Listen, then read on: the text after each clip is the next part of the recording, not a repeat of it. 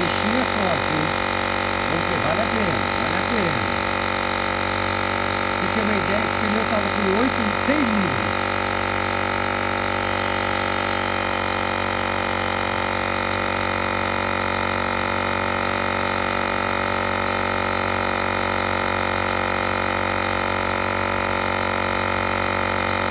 Ainda tô usando a bicicleta, ela tá errada.